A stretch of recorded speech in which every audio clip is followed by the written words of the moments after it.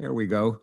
Great, good. It is my pleasure today to introduce Dr. Christina Patterson, Associate Professor of Pediatrics and of Clinical and Translational Science, and a faculty member with an unsurpassed record of contributions to our hospital, university, and community.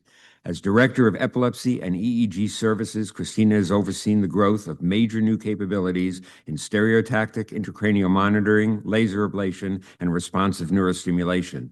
She has organized EEG and EEG monitoring programs throughout the Commonwealth of Pennsylvania and has developed new training programs for neurology APPs and EEG technologists. She is an excellent clinician, teacher, researcher, and leader.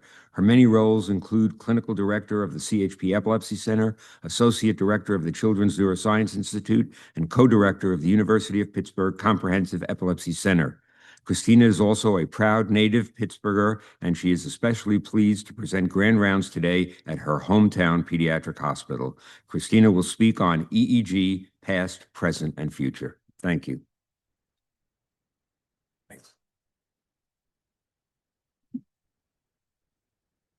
Okay, good morning. I hope everyone can see and hear me. I was just saying that I have never been told to speak up. So hopefully I will remain clear and coherent throughout the talk. I love talking about EEG. So I'm going to try to stay on task and not turn into a giant physics nerd and hopefully cover all the objectives that I set out for today. I have no disclosures. In this talk, we will be mentioning brand names because obviously we're going to talk about new technology and things that are getting developed, but I have no relationships financially or otherwise with any of the brands. So our objectives today, we're going to talk about the historical foundations of EEG. We are going to just moving that. We are going to talk about the origins and early neurophysiology, its role in modern clinical practice. So exactly what we're doing, across the Rainbow Bridge at this moment in this hospital. And we're going to talk about the emerging technologies and the future directions that are going to shape the future of electroencephalography. This is my one and only basic biology slide. So we're going to get over it real fast and move on to the more fun physics. So this is a cortical pyramidal neuron. These neurons are aligned perpendicular to the cortical surface, which allows their electrical field to add up and reach the scalp. Those electrical fields can then be detected by an electrode. The signals can be amplified, and that can be translated into the page of squiggly lines, the screen of squiggly lines, which are the summed postsynaptic potentials of those cortical pyramidal neurons. So that's what we're looking at. We're looking at the electrical activity produced by these cells. German psychiatrist Hans Berger recorded the first human EEG in 1924. And this history is fascinating to me. The history of medicine in general is always fascinating, sometimes disturbing, but always interesting. So there were electrical potentials recorded by other scientists in the exposed cortex of dogs and some non-human primates before this. But Hans got lucky. Not necessarily so lucky for the patient he studied. He got to do the first recordings in a human. So he found a 17-year-old patient who had had 2 brain surgeries to try and resect a tumor. Well, unfortunately, the second surgery, they couldn't replace some of the skull. So he had a skull defect. He just lived with a skull defect. So Dr. Berger was able to record through that skull defect. Now, he had to go through many different types of materials, many different types of processes, trying to experiment on this 17-year-old with exposed brain, essentially. But that's not the most shocking thing. The most shocking thing is he started doing this in 1924, and he didn't publish any of it until 5 years later in 1929. That, to me, is the most shocking, given that we want to get to publication literally 5 minutes after we start experiments these days.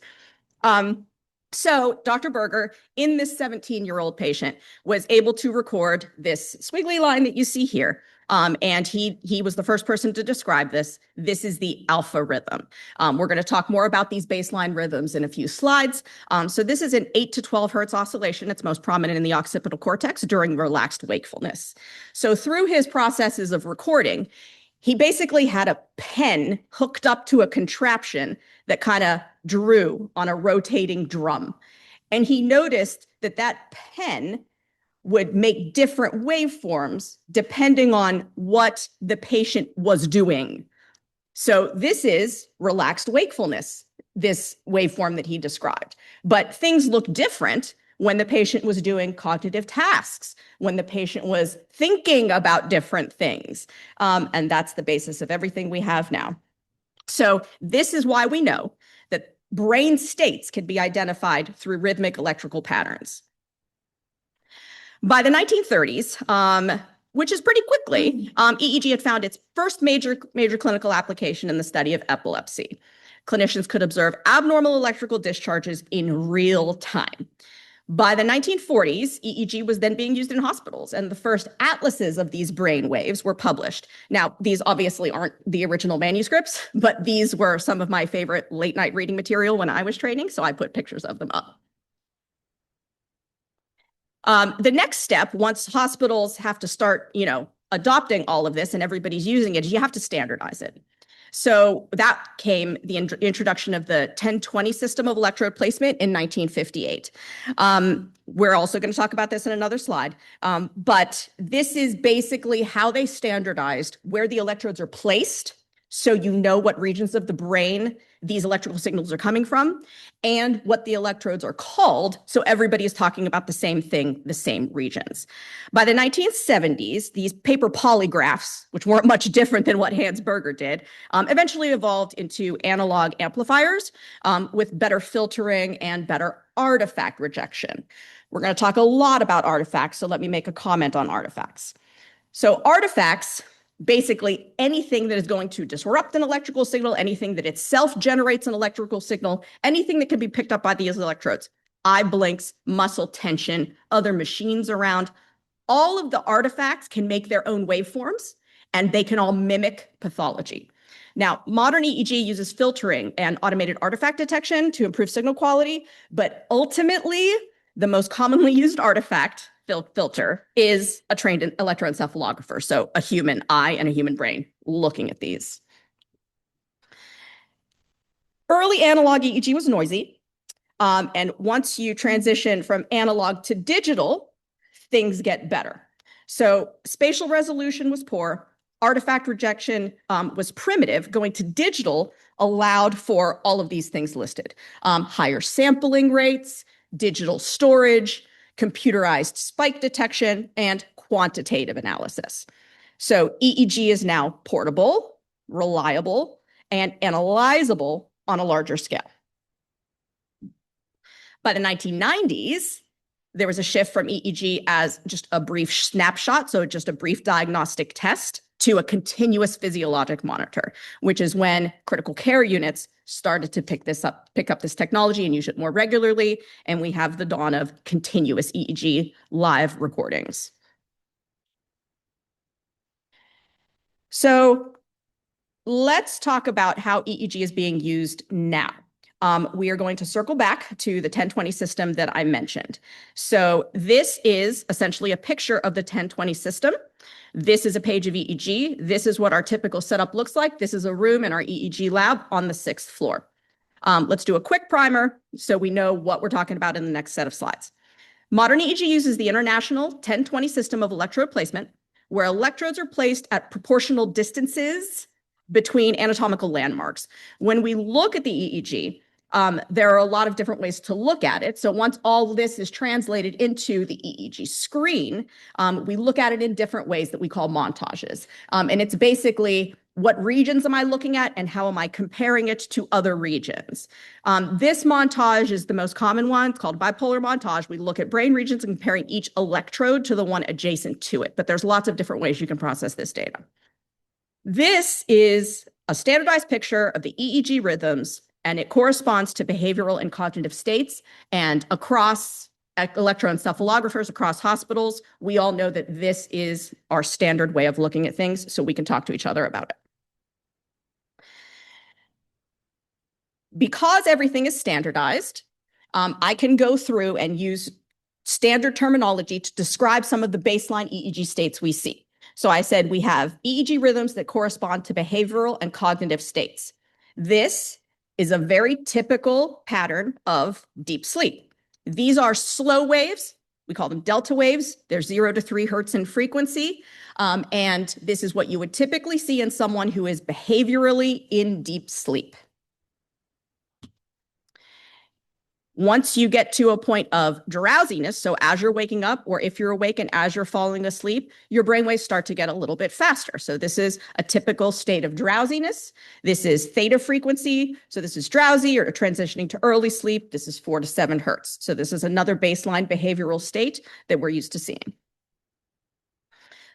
Waking up a little bit more. This is the rhythm that Hans Berger discovered. This is our alpha rhythm. This is relaxed wakefulness. We call this the posterior dominant rhythm. It's an occipital rhythm, 8 to 12 hertz. And this is someone who is awake, conscious, thinking, eyes closed, but not doing any tasks. Getting a little bit faster, we have beta frequency activity, which is 12 to 30 hertz. This is kind of the last frequency that you're going to reliably see on scalp EEG, so we'll talk about that in a minute. Beta activity you see when you're actively thinking. So when you actively are processing information, thinking about things, you're going to see beta frequency activity in the frontal head regions or the frontal lobes, because that's where you do a lot of your higher processing, higher thinking. Now, this is not scalp EEG. This is intracranial EEG. To pick up faster frequencies, because obviously you have a lot of decay in the signal trying to record something from the scalp, but if you insert electrodes in the brain and record from inside, you can pick up the faster frequencies. So this is gamma. This is 30 to 100 hertz, anywhere from 30 to 100 hertz. These rhythms can be normal baseline, but they can also be abnormal. So this is essentially the thing that I try to teach everybody about EEG, the most important thing about EEG. While these rhythms that I've shown you have really formed the backbone of EEG interpretation, all of these rhythms can be either abnormal or normal, depending on when, where, how you see them, what the clinical situation is. So the thing that I teach the most is EEG is sensitive, but not at all specific. It will pick up a lot of things. EEG will give you lots of data, excellent data, but none of it is specific to one particular thing. It's not even specific to normal or abnormal. You have to take the whole picture into account. So let's talk about some clinical applications now. Obviously, the first thing you would think of with EEG is epilepsy. So the gold standard for diagnosis of epilepsy, people think of EEG. We use EEG in epilepsy to identify interictal epileptiform discharges, to localize where we think seizures are coming from. We can do continuous monitoring to pick up seizures, and we can use it to guide surgical planning. So the definition of epilepsy is having had a seizure and being at risk for having another one. That's the definition of epilepsy. You have epilepsy if you've had a seizure and you are at risk for having another one. And we use EEG to help determine if you are at risk for having another one. Because we can see, even if we don't see an actual seizure on EEG, we can see interictal or in between seizure epileptiform discharges. And that tells us if you're at risk for having another seizure or if you have a seizure tendency. We can also see where that seizure might be coming from, depending on where, which electrodes we see various waveforms. And these things taken together can be used to determine what treatments are available. Can you be treated with epilepsy surgery? Can you be treated with medication? What type of medication can be used to treat you based on what its mechanism of action is, based on what type of seizures you're having or where they're coming from, or if you're amenable to neurostimulation type therapies. So all of those baseline brainwaves I showed you can then have superimposed abnormal brainwaves. So we have the typical abnormal brainwaves, spike waves, sharp waves, slow waves. And those spike waves, as you can see in this region here, are superimposed upon other baseline activity. So these are abnormal brainwaves superimposed on the baseline awake state EEG. That's what we're essentially looking for. In the ICU setting, Continuous EEG or CLTM, continuous long-term monitoring, is routine now. It's ubiquitous. It's present everywhere.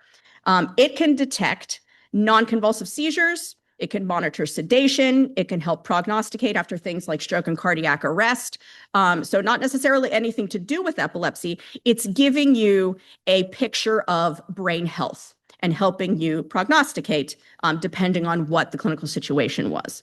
So this is an example of non-convulsive status epilepticus. So this is rhythmic epileptiform activity that evolves in frequency and amplitude, and it's associated with clinical changes. So you can have a seizure that's non-convulsive, but there are clinical changes. You don't have to have shaking. You don't have to have tonic-clonic movements. This is still a seizure. It's still status epilepticus. And continuous EEG can be used to monitor this and treatment effectiveness. And these other things I discussed here. So encephalopathy, delirium, sedation depth, various coma states, and periodic patterns. So what's a periodic pattern that we would see in the ICU? This is an example of triphasic waves. It's a periodic pattern. Periodic patterns are not necessarily seizure causing. They are a reflection of derangements, metabolic derangements, encephalopathies. They can be postictal. They can be periictal. They are, once again, I said EEG is sensitive, but not specific. They are something abnormal that's cluing you in to some kind of underlying derangement. The triphasic wave shown here, this is a patient with liver dysfunction post-transplant. And that's probably one of the most common periodic patterns that we see that aren't necessarily related to epilepsy. Burst suppression, coma patterns, suppression with sedation. This is another cornerstone of EEG monitoring in the ICU. EEG patterns such as triphasic waves, burst suppression, generalized slowing. As I said, these can all provide clues towards metabolic conditions, toxic conditions, encephalopathy, structural or otherwise. While EEG can help to differentiate things like a metabolic encephalopathy with those triphasic waves versus a sedation issue with this burst suppression pattern or a post-arrest burst suppression pattern, which is, these bursts of spike activity and then flat and then bursts and flat. EEG is sensitive, but not specific. So the clinical picture always has to take precedence in how you interpret these things. So this diffuse whole brain suppression pattern, this could either be a dead patient or this could be a patient on pentobarbital. Two very different things. Another clinical application that is used in the OR as we speak is intraoperative monitoring and continuous long-term intracranial monitoring for epilepsy surgeries. So intraoperative neurophysiology is used in many heart surgeries, spine surgeries, brain surgeries, things like carotid endarterectomy. It's used to monitor deep anesthesia. It is used to monitor acute ischemia that can occur during an operation. You can see regional or hemispheric loss of brainwave activity if you have an intraoperative stroke or something like that. So it's very useful in intraoperative monitoring when you have a deeply sedated patient. All sedative medications, so all anesthetics, interestingly, have their own EEG brainwave pattern, which is a whole nother set of slides and topics. But intraoperative monitoring and EEG coma states and sedation states is also very interesting. I can guess what anesthesia someone is using just by looking at what the brainwave pattern is, which is also fascinating. But that's me nerding out, so let's move on. This is the start of epilepsy surgery, basically. So there are patients with epilepsy, if they're lucky enough to have a focal lesion, or if they're lucky enough to have their seizures coming from one particular part of the brain, potentially we can take it out. But you don't necessarily just want to go cutting out pieces of brain without having evidence to support where you're cutting, because that, the thing that they say, oh, you only use 10% of your brain, whatever, that you use 100% of your brain. Use all of it, everything you need. You need all of it. It's just we're lucky because our brain has a lot of redundancies and a lot of plasticity. So we have to be very specific about what we're trying to cut out, even though we're only trying to cut out something bad, we're trying to cut out seizures. So this is how epilepsy surgeries start. We have to make a map of the brain. First of all, we have to have a hypothesis about where things are coming from. This particular patient, my hypothesis was the seizures are coming from the left insula. But everything in the brain is connected. It's a big connected computerized network. So you have to map out where the seizure starts, where the seizure goes, what else it's affecting, because although all those electrical signals are going to be communicating with each other. So even though I thought the seizures were coming from the left insula, I had to map out and instruct the surgeon to put electrodes into all of the places that might be affected by that abnormal electrical activity. Orbitofrontal, frontal pole, amygdala, head of the hippocampus, posterior cingulate. All of those electrodes are stuck in those places in the OR. So we come up with this map. We then correlate it with all of our imaging, and it's programmed into a robot that the neurosurgeon directs to insert these electrodes in various places. So this is the exact patient that we have here. So this is our schematic, and that was all translated into a robot to be able to monitor the patient's EEG that I'm going to show you next. So this, in each of these, those little white dots, those are all the electrodes. So it's a little floppy string with electrodes on it, and those are inserted into the brain in all those regions that I wanted them in. And that's what you get. So this is, obviously, it looks a little different, a little bit more dense than scalp EEG. This is that exact patient's seizure. So interpreting intracranial electrodes is obviously a little different than interpreting scalp electrodes because it's denser, because the signals look different. And luckily, we are able to pick up where the seizure comes from down to the millimeter. So that, obviously, like I said, looked more dense. So let's talk about some modern EEG technologies that aren't just the scalp electrodes that we've been talking about in the ICU and in diagnosing epilepsy. So one of the most basic modern technologies is high-density EEG, where you can have between 128 and 256 electrode contacts as opposed to the 19 that you just have on the scalp. More contacts, the better. The more data I have, the better. That's always how it is with EEG. The more resolution I have, the more densely I can pack those electrodes, the more specifically I can tell you where the abnormal brainwaves are coming from, the better I can see the morphology so that I can interpret what that morphology is likely to be. So you have improved spatial resolution, better source localization, and this is what we use essentially for epilepsy surgery evaluations. The high density coverage is a really good bridge. You don't necessarily need to do intracranial monitoring to get high density EEG. So this is an early high density EEG array. And I say early, it was 2017, not too long ago, kind of long ago. And this was a group in CMU using high density EEG scalp coverage. Very different from the patient I showed you back in, 10 slides ago, who just had the 19 little buttons put on their head. This is from Presbyterian Hospital. So this is a patient with a very similar intracranial array to the one I showed you. And that each one of those, marked electrodes is what we're recording from. So the robot puts those in and we hook up those electrodes to the EEG and we get that really dense EEG recording to hopefully localize the seizures in that area. So that's a patient from UPMC. I am now going to talk briefly about another modern EEG technology that we use every day, but it's my least favorite, so I'm just going to mention it and then move on. All of these things have been EEG that we do in hospitals, in an outpatient lab, in the floor, in the operating room. Ambulatory EEG you can use at home. You can record this EEG, you can hook someone up, wrap up their head, send them home for 24 hours, 72 hours, sometimes even up to 2 weeks. And you can just record all the brain waves as if it was like a Holter monitor or an event monitor for the heart. You can even put video with it. This is the system that we use here. This is exactly the ambulatory EEG system we use here. The reason I say this is my least favorite is because, as you can imagine, when you send someone home with a device that is going to have a lot of artifact in it, the results that you get are very hard to interpret. So I already told you that everything can affect these electrical signals, right? Those electrodes are sensitive. They're going to pick up everything that's going on. This patient could be doing jumping jacks and come back, and that could be a seizure. I don't know.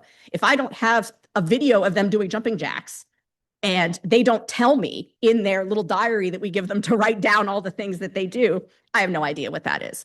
So while this can be useful, and it is useful, and we use it every day, it is not an electroencephalographer's or even any neurologist's first really great test that they want to do. We want to see what's going on. We want to do it in a controlled setting. We want to take something that is inherently uncontrollable, i.e. seizures and epilepsy, and control it as much as we can. So we like to do it in the hospital, but this is still a great option sometimes. Here's a close-up of some electrodes. So all of the electrodes that I've shown you so far that were applied to the scalp are wet applications. So we use conductive gel, put it on with glue, stick it on, and it takes some time, and it takes training, and it takes chemicals, it takes equipment. Another modern technology that is rapidly expanding are dry wearable electrodes. So the little gold discs there, the little cup discs, are the regular EEGs where you need conductive gel, you need glue. The prong electrodes are dry. You don't need any conductive gel with it. You can just stick it on the head. They're disposable. You send them home, or you set them in the lab, or you put them on the floor. And we have done research here with dry electrodes with caps, and setup times can vary 30 minutes. So if you have a relatively trained EEG technologist, they can do a normal wet setup in, say, 20 to 30 minutes. The dry electrodes, we've literally timed it 3 to 7 minutes.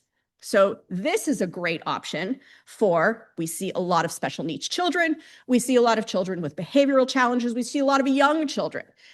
Dry wearable electrodes are a great option for them to get this important testing when they might not have been able to before, if they can't sit for 30 minutes because they have sensitivities, because they have special needs. So this is the system, like we have this here. We have this cap here. This is the wearable cap. It's dry electrodes. And it gives us very good signals. Here's a page of, EEG with normal disc electrodes, disc cup electrodes with conductive gel. And this is the dry electrode setup. It can be very, very helpful in certain situations. Again, a reason we don't use this all the time is because this dry electrode technology, these caps, these skull caps, they all have their own set of artifacts that you have to learn how to interpret. So when I started, I had been reading EEGs for years with normal electrodes. When I started reading skull cap EEGs, it's different.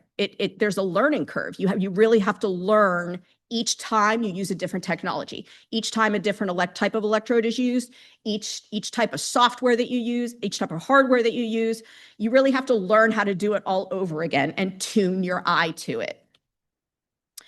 Some other technologies that I'm really excited about, we don't actively use these two now, but they have just gotten FDA approval. And funnily enough, I actually just did a demo of the one on the left-hand side, which is just the kind of postage stamp electrode. So this electrode is self-adhesive, and you can just put it right on the back, like right behind your ears, and one on your forehead. I wore them myself. And the EEG is good. You get the same signals you would expect to get. The second EEG on the right-hand side, that's essentially a paper snowflake. It's just a sheet of paper. It's fascinating, a thin profile. And this technology can be used, the one on the postage stamp technology, the one on the left can be used down to a year old. But the one on the right, the kind of paper disposable application array, can be used in neonates even. So we are actually trialing this in neonates here. Again, they all come with their own set of challenges, with their own set of limitations. The one on the right-hand side has a full set of electrodes. So you do get, 19 channels of scalp EEG, so you can look at all the regions. But the one on the left doesn't let you see specifically all of the regions. So the spatial resolution of the one on the left isn't great, but there are situations where that's okay. There are situations where you have someone who is getting cardiac monitored because they're post-op, and you're not expecting them to have seizures. You have a general picture that their brain health was good prior to surgery, but you just want to monitor for sedation. You want to monitor for general consciousness. You want to screen for large hemispheric abnormalities. And, sticking 4 postage stamps on the head is great. It's a great option for an infant who might have sensitive skin, for an infant who has a lot of other things going on at the bedside. So these are great options that we are, currently trying out. That was a lot of hardware. So let's move on to software. So normal everyday EEG analysis is qualitative. It's a human looking at wavy lines with human eyes. It's pattern recognition. The human brain is great at this, but it's really only truly reliable with discrete patterns over small time frames. Quantitative analysis takes raw EEG signals, which is basically just a set of numbers, voltage, frequency, and uses mathematical statistic formula to measure them and display them in different ways. So it's putting a lot of data, big data, into manageable chunks. These two are meant to complement one another. That's how we use them now. That's what they're meant to do, because both have their limitations. This is a screen of 24 hours of compressed, quantitatively analyzed and processed EEG. So whereas a screen would show me anywhere from 10 to 30 seconds of brainwave activity, this is showing me 24 hours of brainwave activity. All of these different colored lines, we call them trends. It can tell me things like probability of a seizure. Did a seizure happen? This is showing me the rhythmicity of different sides of the brain. It can show me the amplitude. It can show me various parts of suppression ratios. It can show me frequency and all these different spectrograms. So it's giving you a snapshot of everything, all that raw data, everything that's underlying there that used to have to, scroll past me very slowly. Obviously, because this is a lot of information, it's a lot of variety, it's a lot of detail. Quantitative analysis is used widely in ICUs. It's used widely to analyze continuously monitored studies, and it's used widely in research settings. So let's go over these limitations again before we move on to how we fix that. Limitations of current EEG. You have low spatial resolution. We talked about this. Scalp EEG is excellent temporally, but limited spatially due to skull conductivity. You have artifacts. You have muscle activity. You have eye movements. You have electrical interference. You have poor electrode contacts. You have an interpretation bottleneck, right? You have to have a skilled reader. You have to have trained people. Not every hospital has that. And you have variability across those human readers. Sometimes when you have 5 epileptologists, you get 5 EEG interpretations. That's just how things go when interpretation is qualitative. So how do we fix all these? What's the future? AI, right? This is what's going to fix everything. So how can AI and future technologies help us to correct, to get better data, to get better diagnosis, get better treatment? Well, the first thing, which is actually sort of already being used, it's FDA approved, and we do have these technologies as automated interpretation for automated seizure detection. So this is already FDA cleared in a lot of systems. It reduces time to intervention in the ICUs if something can be detected without having a reader, an actual human verify it, look at it. And it can help triage large volumes of continuous data. So this is a side-by-side here. So this is a normal screen of EEG. This is a compressed, quantitatively analyzed study, okay? There's a seizure here. So this is a seizure on the left side of the brain. The AI detection software detected this seizure. So it's basically a binary, right? No seizure, seizure. And it will detect the various rhythmic activities, various amplitude changes, It's a neural network model trained on, 10 to the 6th plus power of all these seizures in mostly adults and some kids. And it has detected this seizure. So you get this little red blip that tells me that it was the probability of a seizure was going up. So here's the seizure probability in that little red, triangle there. And then once it hit a certain threshold, yes, it's a seizure. It confirmed it's a seizure. So this works really well because it was mostly trained in adults, older kids.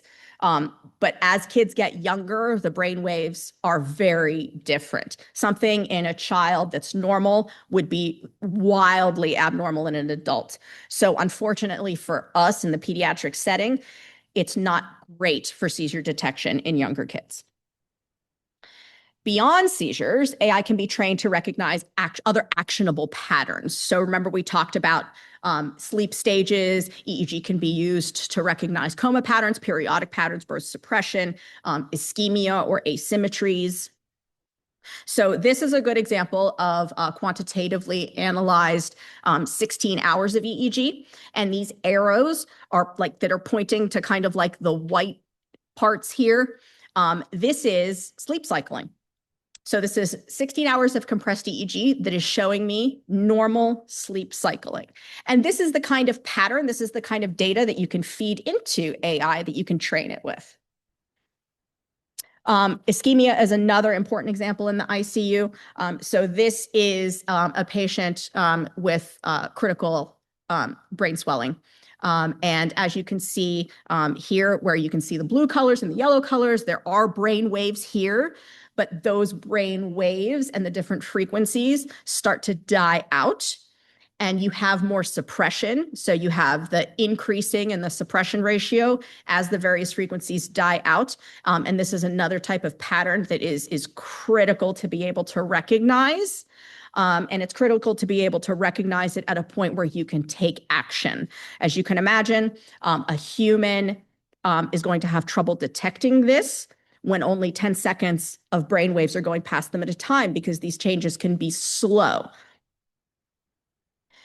So machine learning has the potential to identify all of these electrical biomarkers, right? You have blood biomarkers, you have chemical biomarkers. We talk about electrical biomarkers in EEG. And machine learning can identify these faster and more consistently than humans can. The challenge is doing this in a safe and ethical way. How do you do that in a safe and ethical way? The answer is integration. So the future of neurophysiology is multimodal. We want to combine all of these things that we talked about and use them all together. We want to combine EEG and AI and machine learning systems with MRI and functional MRI, with magnetoencephalography, with near-infrared spectroscopy. We want to combine it with wearable physiologic sensors that are popping up everywhere now. Each of these modalities can fill in gaps left by the others and thus create a more complete, clearer, more accurate picture of brain function. So here are some fun pictures. So this is, for instance, at the top, there's a commercial NIRS EEG device, not FDA approved for clinical work, but it's being used for research. At the bottom, I love the magnetoencephalography concept. I love the name. Magnetoencephalography is the greatest name because Magneto is the best X-Man. Everything that creates an electrical field also generates a magnetic field. The electrical fields, as we talked about, are blurred down across the scalp, but the magnetic fields are not. So magnetoencephalography is picking up those magnetic fields without being invasive when we might not have been able to see those electrical fields. So it's complementing the EEG. And we do a lot of magnetoencephalography when we're doing epilepsy surgery evaluations.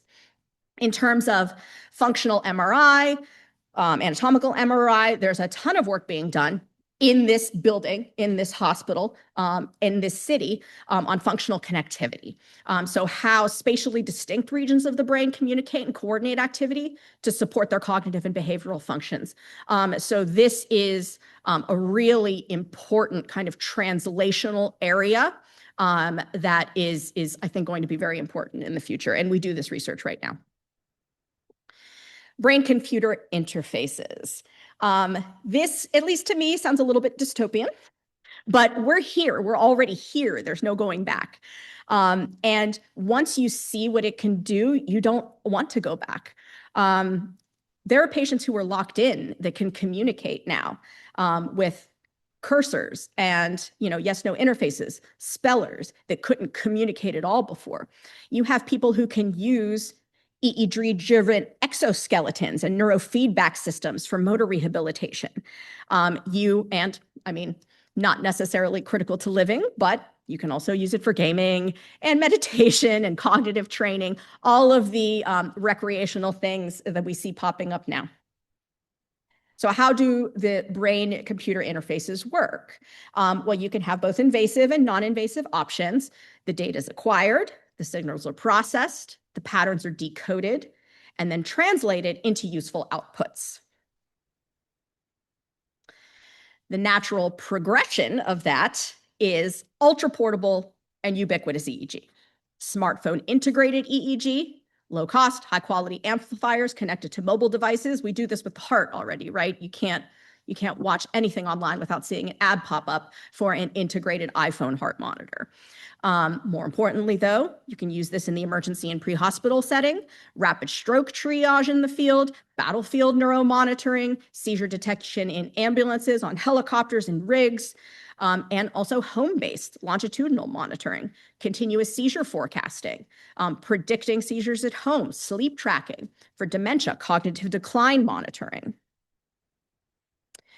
So all of this means EEG is a continuous vital sign, just like all of the other continuous vital signs we monitor. And we're finally now being able to treat it as a continuous vital sign. We can see it, we can analyze it, we can do something about it in a targeted and adaptive way.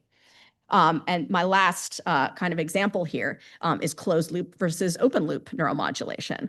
So we already use open loop systems where you use it to treat epilepsy and we program it to deliver a constant pre-programmed therapy. It doesn't change. It's human programmed, it's human mediated. We have to tell it what to do. We're moving into closed loop systems now. Closed loop systems can continuously monitor. It can automatically adjust. It can automatically deliver treatment and targeted therapies. So this is kind of the cutting edge, the future, open loop versus closed loop neuromodulation. So we've just gone over 100 years of EEG history, has had a century-long evolution. In my opinion, it has a central role in modern neuroscience. The future is obviously AI, and the caveat to that is that it has to be multimodal. We have to integrate. We have to use both humans and technology to monitor the brain as a continuous vital sign. And to me, EEG is the ultimate bridge for that between brain and machine. Thank you very much.